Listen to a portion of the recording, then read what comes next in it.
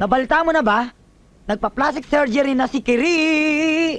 Ay nako, wala rin mangyayari doon, no? Anong malay mo naman, Doggy? Sa 1,000,000 tinamaan nun, kahit buong pamilya nun, pwedeng magpa-plastic surgery lahat.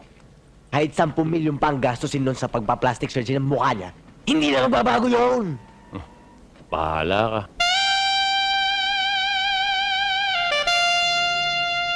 Hi. Hi, doggy. Andy, Hmm. pwede mo ba tulungan ni Boyong? Hindi kasi kasya yung kinikita namin dito eh. Alam mo naman, 4 pa yung kapatid namin sa probinsya nag-aaral. Oo nga naman, Kuya Andy. Para naman madagdagan ang mga kita namin. Saan kaya ako pwedeng kumanta? Sa isang nightclub o isang beer house? Pambihira ka naman, Boyong. Kung ano pinag-iisip mo eh. Dito lang kikita ka eh. Dito lang? Dito lang kikita na yan? Paano? I can't believe it! I can't believe it! Hoy, okay ka lang? Nalalo ko. Nalalo ko sa Na? loto. Nanalo ka sa loto? Magkano? 1 million pesos! 1 million? 1 million? 1 million? Balato! Lahat yan! Gagamitin ko sa pagpapaganda! Pagpapaplastic surgery ako! Manager, Yeah. napagutusan lang ho ako. Tungkol sa ano? Alam nyo, yung nakaburol dyan, si Mr. Bigte, dating musician yan, singer. Dating champion sa tawag ng tanghalan. Sikat nga daw nga ho yan. Oo. Ang bili niya sa kanyang asawa, maging masaya ang burol niya. Anong ibig niyo sabihin? Magiging masaya. May kantahan. May kantahan. Okay. Ang ibig niyo sabihin, hanggang maihatid siya sa huling antungan, may kantahan. Oo. Okay, meron kami yan. Kaya lang, medyo merong bayad yan. Okay lang ho.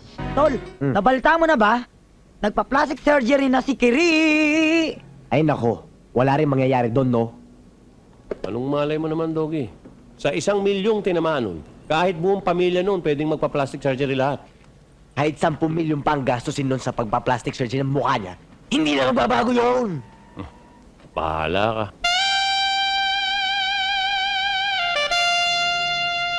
Hi. Hi, doggy. Yes, magpapaimbalsa mo kayo. Wow.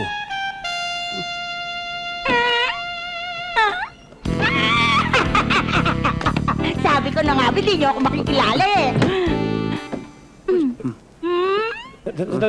Wow. Sandali. Kire! Mismo. Okay ba itong pagpa-plastic surgery ko? Katatapos lang nito ngayon, ha? Wow! Complete overhaul and body repair. Oo nga, dami-dami ko pinaayos dito sa katawan ko eh. Pero ang hindi ko lang pinaayos ay yung surgery dito sa puso ko dahil hanggang ngayon ay dead na dead pa rin ako sa'yo. Tol! Teka muna! Tol! Baka ayaw mo na sa kanya! Akin na lang! Ibigay mo lang sa akin! Hey, tumigil ka! Alam mo naman matagal na mahal ko na to Eh, di pwede na tayo magpakasal? Ano pa nga ba? I love you and I miss you. I love you. Dati tinatapatan mo ng krus yan. Thank you! Kuya! Napakang ganda talaga! Kung ayaw mo na sa kanya, ibigay mo na lang sa akin! Hey! Ay, naku! No flash! No flash! Tama na, sariwang pagsugat ko! Tama na! Tama na, sariwang pagsugat ko!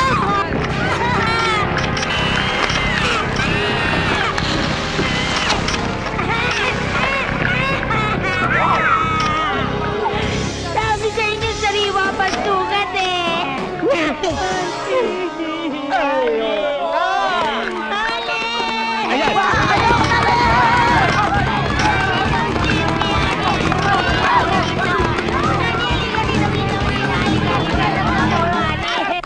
Alam mo, naku, ginagawa ko talaga lahat para maging maligaya lang yan si Doggy.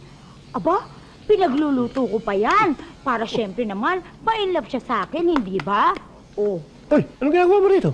ano ba, hindi nagtatrabaho? Kinuha siya ni Boss Valentino. Hindi ko alam yun ah. Hindi ba dapat nasa bahay ka? Paano yung mga anak natin? Yung dalawa nasa eskwela. Miss, sandali lang.